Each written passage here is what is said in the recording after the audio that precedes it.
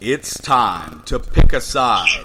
The Border War is on the air with BG and 10. All right, gang, welcome into a special episode of the Border War. This is episode 121. I'm the TanMan, and I am joined by some two old friends. My friend Tramel, you might remember him from last summer. Tramel, welcome back, my friend. Man, glad to be back. Thanks for having me.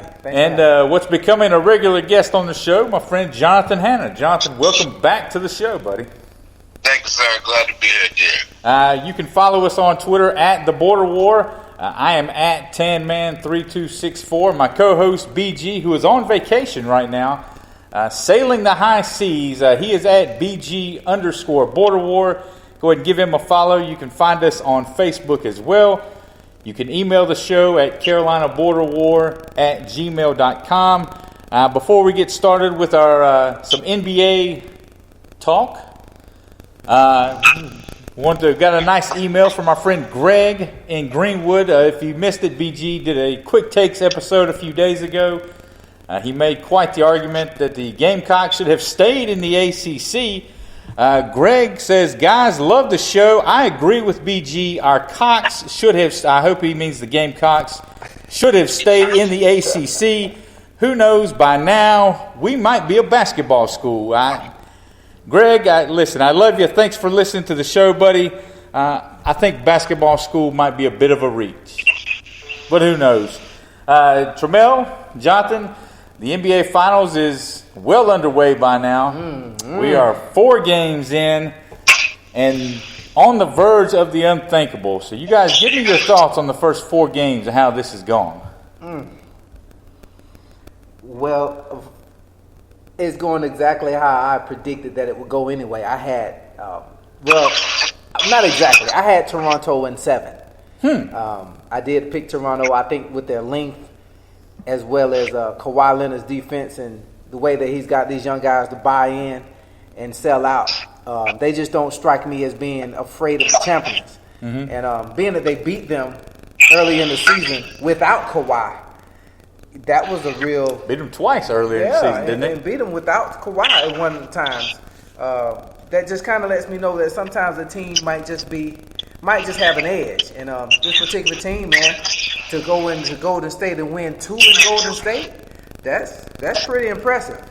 Well, Jonathan, I remember just a few days ago, I texted you late in the first half of Game 2, and I said, man, the Warriors are in trouble. Like, they just don't look right. And I was soundly ridiculed for that. And I think they went on like a historic run as soon as I hit send. And since then, this series has been all Raptors. Hannah, has your opinion on this one changed at all? Because you gave me the business that night. Slightly. I mean, obviously, it's going to be a pretty tough task for them to come down or come back and win 4-3. I am as surprised probably as most of America. And maybe not so much in the fact that the Warriors just aren't playing great. I wasn't so sure of the supporting cast of Toronto in this limelight. Something that we've never seen. 2-time defending champions. Yeah, they're a little banged up. I thought their experience would naturally take them to a championship. However, tip my hat off to Toronto. They're playing well. They're executing. Kawhi has been nothing short of amazing. I still think this is going to turn into a series. It's funny that KD has got clear to practice.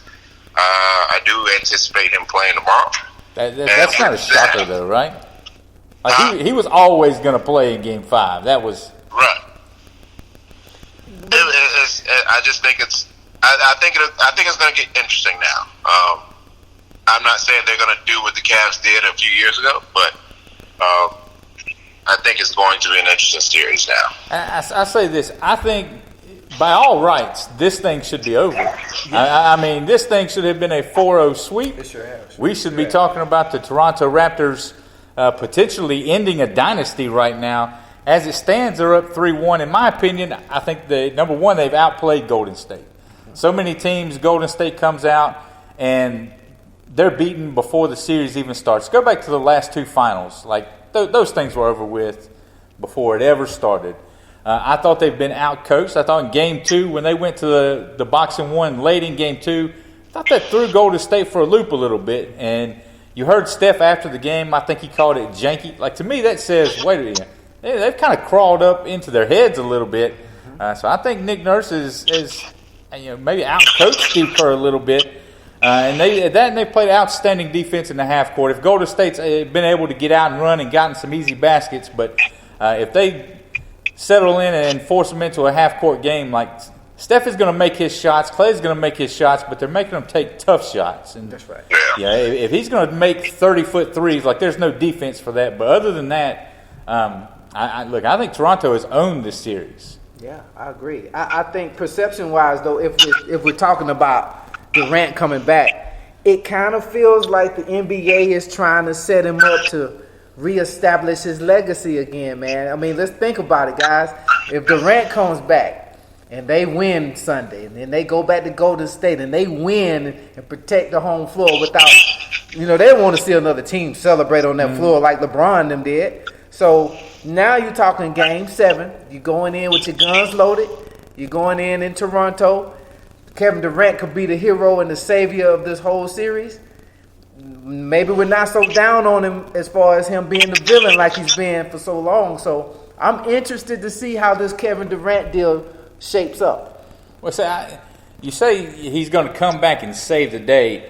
You always hear when you talk about guys of Kevin Durant's ability that their 60% or their 70% is better than a lot of guys' 100%. I've said from the very beginning, I don't think that this is a calf deal. I think this is his Achilles. That's just my take. I'm not on the inside. I don't have anything to back that up. Just my opinion. The way it feels like he was his Achilles. I'm a little surprised to see him out there, but to say he's going to come back and save the day when you're talking about having to go to Toronto, you're down 3-1. Do you think that they're going to go to Toronto, win 2 closeout games? All they got to get is 1, though. I mean, they get one Sunday. But Toronto has got 2 chances to close this thing out at home, and that place you saw at the end of Game 5 on the road, like those people didn't leave the arena. Like they had to have security come and escort them out of the arena when the thing was over with. I've got a hard time believing that they're going to come home with 2 chances to close the thing out and lose both of them. But you have to understand the fact that when it comes down to that ball spinning, and Kevin Durant, and you have who's going to guard him, and he just opens up so many other options for clear shots. The deal we've been seeing that they haven't been getting clean looks at the basket. You're right. But how close is it? The key to me is how close to 100% is he? If he's hovering around 65, 70, no, it's not going to make a difference. I don't think it'll make a difference. I see it as making a difference because you're still leery of who he is. So even if he's not healthy, he's better than somebody 100% healthy. You know what I'm saying? You still have to respect the fact that it's Kevin Durant, whether he's at 75% or 100%, because any minute he can get going. I don't know. It's 4 games. Like their support staff and their bench has played flawlessly. Can they keep that up for at least one more game? I don't know. It's going to be challenging. But if anybody were to be in this situation to overcome it, I would say it's this Warriors team. Like, nothing phases them. They're always calm, cool, and collected. They have that experience. It's going to be tough, no doubt about it, especially, playing in Toronto. But if anybody is built to overcome this, it's them. See, I'm going to disagree. I know that's a big shocker between the two of them. I'm going to disagree with you again on being calm and cool. Like, when they lost Game 1, Steph was walking off the floor. He kind of had that little smirk like, okay, all right, I see you. You got us this time. After the game the other night, when they're down 3-1, he and Clay are at the podium, and to me, they just had a look like, man, we don't know what the heck is going on, and we don't know how to stop this train. I don't know, man. I guess you kind of answered my next question. Are you ready to call it? And I'm not ready to call it yet. You're not ready to call it. I'm picking Toronto, but I just feel like as talented as that team is, I mean, they went to Toronto and they won their one game in Toronto. You're right. So I'm thinking Clay is a lot healthier. It took a historical run. That run has never happened in an NBA Finals game before to win that game. Yeah. Just putting that out there. You're right. It was a historical run, but it happened. It happened. With Durant on the floor and a healthier Clay and a hungry team that does not want to be embarrassed, Right. I think the heart of a champion shows up tomorrow night. Like, this series just reminds me, you guys, I'm sure this will stick a finger in the wound a little bit. That 04 series where Detroit just smacked the Lakers around when everybody had kind of crowned LA the champions before the series, before the season started, and Detroit just came in, played fantastic defense, no real superstars on that team, and just worked the Lakers. The Spurs Heat series a few years ago when that thing finally shut down in Miami, where San Antonio just smacked Miami around. I think that one ended in 5. This series just has that That's feel after they to me. smacked the Pacers, right? Say what now? That's after they smacked the Pacers, right? Well, listen, you're going to have to be more specific because they smacked the Pacers several times. I wasn't sure. I just needed clarification. Yeah, so they smacked the Pacers several times over that run, so you have to be more specific on that one. And that was a loaded Pacer team with George and Listen, West. listen, we're not here to talk about the Pacers, okay? We're not here to talk about the Pacers, all right? But no, to me, this series just has that feeling like, I think it's over, man. They're coming home. They've got people camping out all ready to get into their little fan zone. Was it Jurassic Park? Only when they could be sleeping really nicely in their beds because they're going to take an L tomorrow. Okay. I think So Tanner, you calling the series? I'm calling it over. I think Toronto Then closes it's going it out. 7. Then it's going 7. I think they're going to close it out, man. Raptors, call it now. The Raptors. In Game 1, Kawhi Leonard got the help from Pascal Siakam. In Game 2, it was Tramel's boy Danny Green with the 6 threes. Last night, the other night, I think it's Friday, Kawhi Leonard and Serge Ibaka together outscored the Warriors, I think, in the third quarter, which is like the Warriors' go time. Like, that's where they assert themselves in that third quarter. And Kawhi and Serge Ibaka took it to a different level. I think I've got a good feeling about Kyle Lowry in Game 5. I think Well, I feel good about the Warriors. And if you're calling the series, they'll win by 30. I think Kyle Lowry is going to be his running mate in Game 5. The longest tenured Raptor. He's going to be the one that helps seal the deal and brings Toronto the first championship. I'm gonna call it in 7. I think I think the champions will win these next 2.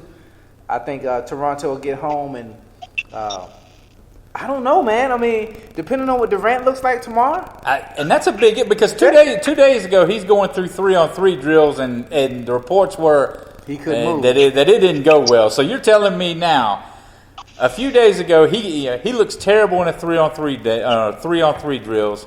He flies cross country, and in a few days, he's going to be good enough to help you beat the hottest team in basketball over the last month. That's a tall task, man. We've seen sports. We've seen. I just know that. I'd like to see Charles Barkley fit. If you and Charles Barkley on our line, ain't no way they're going to close this thing out tomorrow. Man, oh man. Win or lose this series. What's you guys take on the Warriors' run? Like as a whole, is this thing? I heard it called the death of a dynasty. Is this thing over? Win or lose this series? No, it's not. I think they'll keep Clay. The Steph is locked up. Draymond, I think he's locked up. Your decision is if Durant walks, they're still going to bring another star in. Somebody's going to want to come and play with him. I mean, you just can't. If they win it, I think they may have one more shot at it. Yeah, I don't think so. I think they're still competitive. I think Clay will resign, and they will still be enticing because of the style of basketball that they do play. And they'll always have that core. Well, I shouldn't say always, but they'll have that core intact, I believe.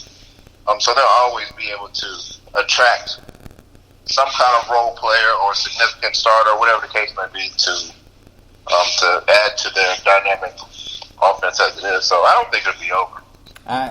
I heard it heard it mentioned on the radio this morning.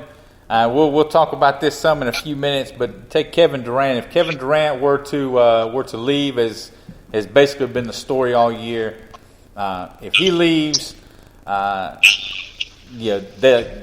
money doesn't just come on the books. Like, they can't just take that $35 million, wherever he's paying him, and give that to somebody else.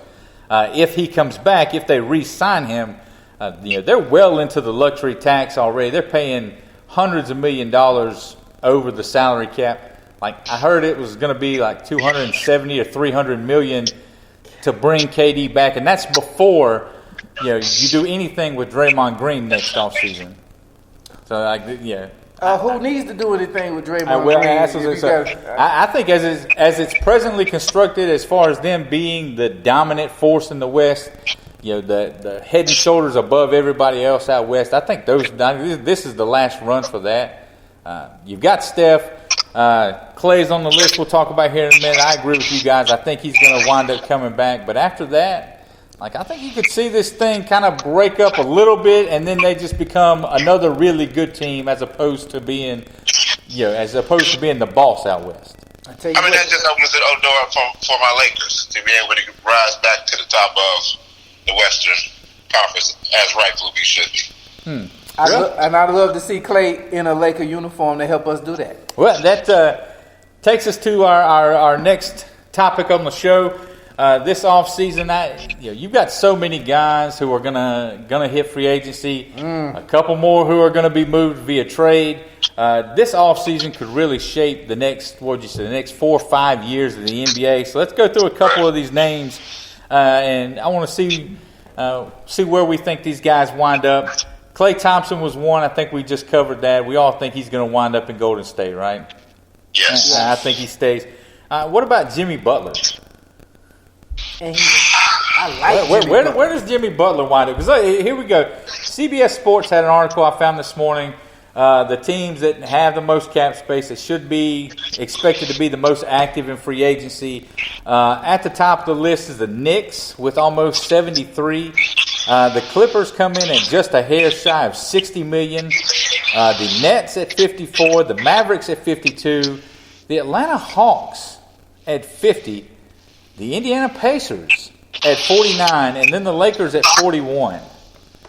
Those are the teams with the most money to spend this free agent season. That's not on max players, or is that on max players? That's their cap space, or projected caps, what they could move around and what they could create. That's what they have. I don't see Jimmy Buckets as a extreme max deal kind of guy to pair with LeBron. Me personally, if I'm talking Lakers, I would love to see a Kemba Walker, and let's get the trade for Anthony Davis, and let's see what things happen like that in the West with those guys. So where does Jimmy Butler wind up? Because I saw the other day Philadelphia, New York maybe. All right, he says New York. I saw the other day where Philly was preparing to offer Jimmy the max contract. If Philly comes through with the max contract, I think he stays. I agree. I think he stays in Philadelphia. He gave him an edge. He gave him a real edge. He's a dog. I love his game, but I don't know if he's as consistent as I want a KD or a LeBron or Anthony Davis. I don't know if I'm mentioning him in that max deal list. He's not somebody that you can plug into a young locker room. Like, we saw that in Minnesota. It didn't work. He's got to have a team ready to make a run now, and can I put this on the table? Philadelphia's out there. Can I put this on the table? Of course. If Durant walks, Jimmy Butler at Golden State. Maybe. Where's Jimmy Butler wind up, Jonathan? I'm going to say Philadelphia. I think the core, like they can establish something still with Ben Simmons and Embiid. I think they're really going to take to heart of how they lost, seeing how they were so close. I really think he's going to stay there, and I think they can run the table in the East for years to come. All right. Kyrie Irving. Basically, would you guys call this Kyrie and Boston tenure a failure? Absolutely. I agree. I think it's a mess. Absolutely. So where does he wind? Because he's not coming back to Boston, and that's out. So where does Kyrie wind up? He's got a brand, and he's got a brand with Uncle Drew in the movies and the street ball kind of. I could see New York for him. I could see New York, but I can also see him coming back to his big brother and just winning another chip in L.A. So that may hurt it. That may tarnish his image a little, and let everybody say I told you so. And I don't think stars of that stature wants to hear that, but I kind of like him in New York, or I want him to reunite with LeBron. New York, Brooklyn, or the Knicks. The Knicks. New York. Nobody knows New York for Brooklyn. I'm just saying the Nets have jumped up. The Nets are in the process of clearing out space now to make a run at some of these guys too. I mean, obviously nobody will ever be able to get inside of Kyrie's head. You know, him and Kevin Durant are. That's a scary place to be. Yeah. Inside Kyrie Irving's head. I don't see how well he plays with D'Angelo Russell. I mean, they are both very ball dominant guards.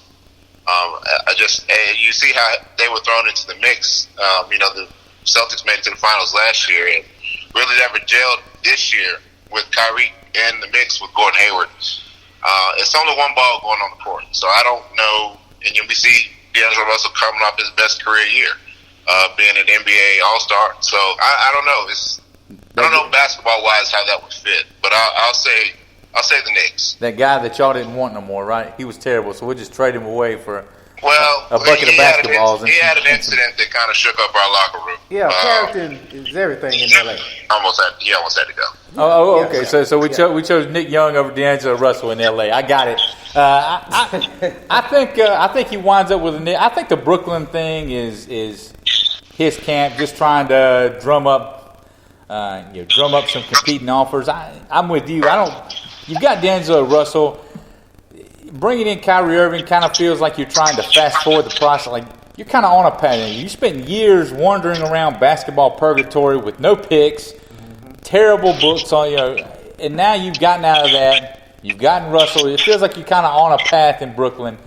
I think bringing in Kyrie feels like you're just trying to skip steps a little bit, and that sounds like a disaster to me. I think New York is the best place, the last place in the world he's going to go. The very last place he's going to go is the Lakers. He is not going back to LeBron James. Are y'all crazy? He called him to apologize, though. Huh? He called to apologize. Maybe so. We've seen. I apologize to my wife all the time. That doesn't mean that I believe I'm wrong all the time. That's true. He'll go to Minnesota before he goes to the Lakers. Jeez. Well, I mean, if I'm getting Kemba Walker, I'm good anyway. I need a dynamic guard in LA with LeBron, and AD wants to be there anyway. So we have enough money. Can we get two? Well, listen. Everybody has said no to your money before. You said the next name on the list. We've covered it several times here on the Border War. I did a quick take on it a few days ago or last week sometime. The Charlotte Hornets, they're in a weird spot with Kemba Walker. I've made, if you listen to the show like so many of you out there have, I've made my stance on the Kemba Walker situation very clear. I think Charlotte has to pay him. I think they will offer him the max. And for a guy who's made $12 million a year for the last handful of years, I've said it 100 times, he was the 6th highest paid player on his team, the biggest bargain in the NBA. If the Charlotte Hornets offer Kemba Walker anything close to what those max dollars are, I think Kemba Walker stays in Charlotte. Yeah, I mean, I think, it's not always about money. But I think it's like an $80 million difference if he signs with another team. Mm-hmm. I just don't know.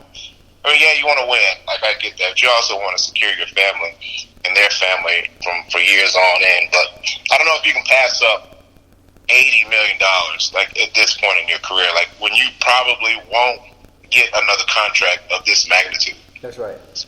The only thing that concerns me with him is if Charlotte decides to take the hometown discount upon themselves, like if he wants to give you the hometown discount, that's fantastic. But if they come to him with something a little less than what he's earned, and you look out there, The Lakers, I think, would be a great fit for him.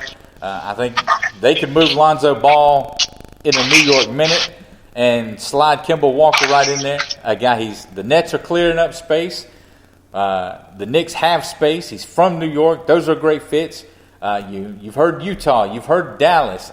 I think, I know that you guys are just going to say this, I think Indiana is a sneaky fit for him. It's a smaller market. He likes the slower pace. He said that before. That's what part of his allure in Charlotte. And they already have someone who can handle the ball, kind of take some of that ball handling responsibility off of him. So I think that could be. There's so many really good fits for Kemba Walker out there that the Hornets have got to tread carefully if they decide that they want to keep him in their future plans. And you can forget about the Pacers. Of course, because nobody ever wants to come to India. Why do the Pacers even have a team, right? I completely Paul agree. George and West left, man. It was. I completely agree. Yeah, if you're not drafting, nobody's signing with the Pacers. I think you're just being hateful. And it's like I when think they you're just leave, trying to be hateful. Other than Paul George and West, when they leave the Pacers, you never hear from them again. Whatever happened to the center that you guys had? Tanner, who was the last significant free agent the Pacers have signed? Right. The last significant free agent the Pacers have signed. Hold on, give me a second. Correct. Give me a second. Hold on here. I guess I'd say David West. My point And he exactly. left and won how many championships when he left? Wait, I mean, My point exactly. well, but I mean, what was he going to stay for? They decided they were dealing Paul George. Like, you're starting over. Why do you want David West? Why would he want to stay? Yeah, true. That's true. But whatever happened to that center that was talking of that was really. Roy Hibbert? What happened to him? You never heard from him again. What What was that other gentleman that was from North Carolina that played on? Hey, we can talk about listen. We're not gonna talk about that. Look, I'm here for a lot of things, and I'm perfectly comfortable with the back and forth. But like, I'm drawing the line at the Hansbrough slander. Like, I will fight and die slinging the sword on the top of that mountain. We're not going to badmouth Tyler Hansbrough. Well, I tell you what, we will leave the Johnny Manziel of basketball alone. No. How about that? No. No, we are moving on. We are moving on. Next name on the list, guys. This is a big one. We talked about him earlier in the show. Kevin Durant. Where does Durant wind up next year? It's tricky. I think all signs point to the Knicks. I think it's in the same situation with LeBron. I think Kevin Durant wants that star attention, and I mean, not that he doesn't get it now, but being in the major market of New York City, and I think he goes to New York. Yeah, I mean, I think it kind of feels like it's down to the Knicks or staying in Golden State. I know some people think that if he comes back and he helps them win the championship, that kind of opens the door for him to stay. I agree. Show you, they really do need him to win, blah, blah, blah. And then the flip side of that is we've been hearing the Knicks for so long. Like, how many years have we heard this guy is linked to the Knicks? This guy's going, and nobody ever does. Right. So until somebody actually goes, I think I'm a little weary about it, but I agree with you. I think the Knicks just seem like the easy thing. Something about this whole time he's been in Golden State, championships aside, like it doesn't feel like he was ever part of that group. Does that make sense? Right. He was just kind of the other dude that's tagging along, even though he's the best player on the planet. Correct. Go ahead, Ham. You good? No, that was it. Well, I think the situation is a lot different. Like what you saw in Miami, you saw Wade. It was Wade's team, but you saw him step aside for the best player and say, "Okay, my team has been handed to you." He passed the torch to LeBron. Steph is not passing the torch to Durant to be his team, and I just feel like as long as he's there, if they win it, I like his legacy because it showed that he's needed. But if they lose, it's never going to be his team. No, it's never going to be his team. And that asterisk is going to always, if he stays, that asterisk is going to be there because they have 4 All-Stars on the team already. So, to go to New York, he's still going to need some help, some All-Star help, but at least it's his team. I think if he decides to go to New York, he wouldn't be going by himself. Like, somebody's going to go with him. He's not going to go. Kyrie. Yeah. Like I said, you're hearing the Kyrie, Brooklyn stuff come up now. I don't see Kevin Durant with the Nets. Like, I think it's the Knicks or stay in Golden State. But again, you stay in Golden State, you're talking about a team that's going to cost you upwards of $300 million to keep this run down. Let me play devil's advocate real quick. All right. You know, these guys are a lot. These guys thrive on friendships. These younger guys in the NBA. Mm-hmm. Let's just say he just trumps everything everybody's thinking and say, I'm going to go play with my best friend LeBron in L.A. What do you feel about that? I think he wants to win his titles. You know what I mean? Like I think he wants his rings. I don't think that he would go to L.A. with LeBron because that would be seen. You know, now we look at him like, oh, he just kind of jumped on the moving train and rode Golden State to a couple rings. And if he goes to L.A. and he wins one with the Lakers, it would be like, well, LeBron brought a championship home to L.A. Like, I think wherever he goes next, like that's going to be his place. Where he ends his career. Whether or not he ends his career, I don't know. But like, whatever happens, it'll be he did it. Like he goes to the Lakers, like that'll always be LeBron delivered on his promise to bring a title to LA. How old is Durant? 28, 29 probably. So we haven't seen the best basketball of Durant at this point. You don't think? I think he's probably right now right in the middle of his prime. Right in the middle, because LeBron in Miami, like that was prime LeBron. That was the best that he had. That Miami run, those first couple years in Cleveland, like that was his prime. So, Hannah, would you agree that Durant has about 3 more good years left of prime basketball? I think 3 is cutting it short. I'd say I was leaning 4 or 5 before he kind of started going over. I think he's in it right now. Like we started to see that plateau that he's on. So I'm going to say he's got at least 5 more years of just greatness. Even with the Achilles injury that we've seen take out Kobe, take out a few guys, Boogie Cousins. Well, that's the thing. If it's a calf injury, it's not that big a deal. If it's an Achilles injury and they're just kind of brushing and trying to cover it up and keep Toronto guessing, if it's really his Achilles, then we're having a different discussion on that. Because we've seen that. Hey, that's like the ACL in football. Like it's a career killer. Yeah. That Achilles is no joke. So, we'll see. And I think we'll see tomorrow night. I think we'll really get a good glimpse of what this injury really is tomorrow night. And I'm as much as I'm pulling for Toronto, I'm just rooting for the guy. I don't think he plays, man. I think this is all smoke screen. I don't think he's playing. No.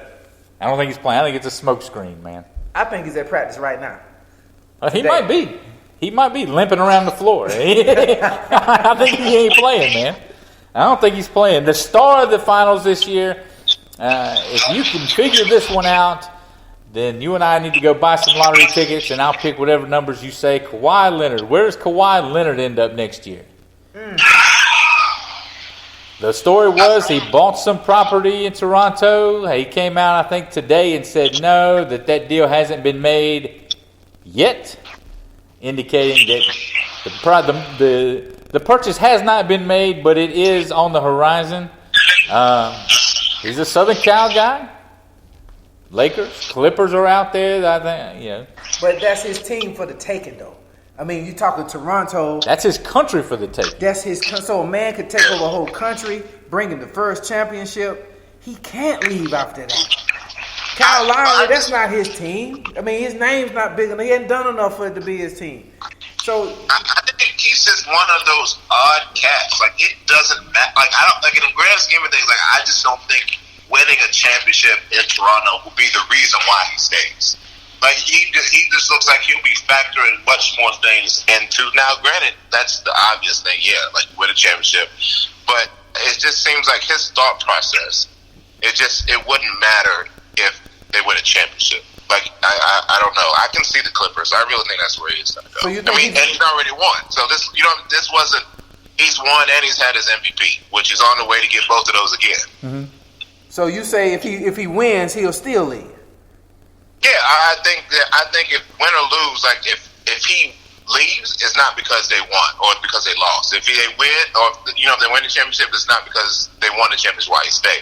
It'll be because he just wanted to stay regardless. I don't think he just factors. I think he truly is just one of those guys who wants to play basketball and wants to be wherever he wants to lay his head at. Yeah, y'all remember when this is off topic, but y'all remember when the games used to be on NBC and they had that little jingle before the games. Dun, dun, dun, dun, dun, dun. I saw somebody put a little video of his awkward laugh before the season, and they did it to that little tune right there. God, it was hilarious. I think he stays in Toronto, but on a short deal. When he left San Antonio, he sits down and he says, "No, whatever. I don't care what number you write down on the paper. I want out of here." And so he turned down. I think it was he could get $241 million. That the Spurs could offer him. So they trade him, right? Now Toronto can offer him $191. So now you're down, 30, 40 million, 50 million that you've lost out on. If he leaves and goes to the Clippers, the most they could offer him is, I think, $141. So now you're talking almost $100 million that he would lose by this stopover in Toronto and going to the Clippers this season. I heard him say today, the NBA salary cap is weird, and it's got a lot of layers, but there was something in there about in 2 more years he would be eligible for the 10-year veteran max. I think he re-ups in Toronto 2 years, maybe a year in a player option that you're seeing a lot of guys do now, so that he can hit that 10-year mark, and even then they said he'll be 29 years old whenever he would hit the market again. So I think that he's going to make another couple runs in Toronto.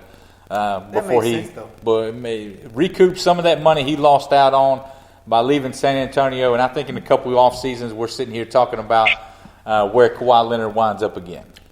I think that makes But we're sense. also talking about a guy who drives a 1999 Tahoe. He really doesn't care about money. Well, and that's what I said. If you can figure it out, then we'll go buy some lottery tickets. I think everything with this guy is just a complete shot in the dark. Yeah. Correct. He's kind of got that Alfred Morris mentality, he's just a weird guy, man. Yeah, he's just gonna do what he does. Just weird. All right, just a weird dude. All right, a name that's going to be certainly on the trade block. They said they weren't interested in trading him before. Now David Griffin and the Pelicans, the reports are they have started listening to those offers. The big fella, AD. Come on, He's not going to be there might be 29 other places he's going to play next year. New Orleans is not going to be one of them. So where does AD... I can see the look on Blasting Game's face. I don't even need to ask him. You know it. Where's AD wind up next year? You don't need to ask me either. The purple and the gold of the Los Angeles Lakers. That deal has been brewing. That NBA stopped it like they did with Chris Paul back in the day. They could have made it. They didn't stop it. They didn't stop it. Rich Paul stopped that, man. They could have made that. Rich Paul stopped that. I mean, the finals might even be different if we make that trade. You just never know what the impact of a player of that magnitude is. But he definitely doesn't want to be in New Orleans. The time he says bring in Zion, I could care less. Yeah, he's done with New Orleans. Yeah. I think Boston has got it. If they want, Anthony Davis is going to be one where I could see him landing somewhere off the beaten path. You see Toronto, when they dealt for Kawhi Leonard, everybody was like, what? Why? Well, turn on the TV. This is why you make a deal for that player. I could see somebody coming up that's kind of on the verge of feeling like they're going to make a title run, giving up some assets and making the AD trade to make that run. I think Boston's going to have an intriguing package to offer. Tatum, I think they've got the 14th pick. New York, I've said all along, if I'm New Orleans, I send Anthony Davis to New York for that 3rd overall pick, and Dennis Smith Jr. and Kevin Knox. If that deal's on the table, then he's out of there, and I'm going to team R.J. Barrett back up with Zion Williamson. 2 guys that are comfortable together. We saw what they did at Duke together. That's the deal I make. To me, but the LA thing, I don't know, man. I think there's just a lot of bad taste in the folks down their mouths with the way that whole trade discussion scenario went down back at the trade deadline. Unless they just blew them away, and I don't know what they could possibly offer now that they didn't offer back then. Sort of, I guess Jarrett Culver at that number 4 pick or whoever they decided to go with. I don't know what offer you could give them now that you didn't give them back then that they said no to. You know what I mean? I get it's a different front office. David Griffin wasn't there, and that's probably part of the reason why Dell Demps got fired from down there is the way that whole situation went down. But right. I mean, look, you got Brandon Ingram. Brandon Ingram's got he's got some blood issues, like the same stuff that ended up costing Chris Bosh his career. And does Lonzo Ball do it? I don't know. I don't know if that deal is enough. Well, especially if you get Boston and New York coming in with strong offers that they can present. But if you're getting Kemba, then Ball is definitely trade bait. Definitely. Unless you I mean, you can always have a point guard come off the bench, but we find guards. We manufacture guards like, Josh Hart. Those guys that were unknown. We find a way to get guards to play ball, but the ball thing, I don't think the ball thing ever really worked out. No. It was just a little overrated. Every day it seems like a new story comes out talking about how dysfunctional the Lakers are. I think today it's Rajon Rondo saying that around that trade deadline you had guys, cursing and going on the bench about being mentioned in trade. I don't know. If you're one of these guys that we've talked about, these are the top of the list guys, and all the options are out there, all these situations out there. Dallas, you could go play with Luka Doncic. They're going to have Kristaps Porzingis come back next year. The Clippers, the Hawks with Trae Young, John Collins. There are all these teams that have the most cap space to spend. They all have things going for them. And then I look at the Lakers, and sort of LeBron. I don't see that being that attractive an option outside of being in LA. I don't get the allure of jumping into that right now. And like Rondo said, when you go play with LeBron, it's not going to be what you thought it was going to be from the outside.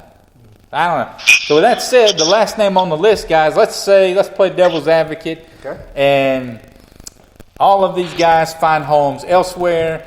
The AD trade falls through, and we're sitting here mid-July, end of July, and the biggest name the LA Lakers have brought in is, Danny Green.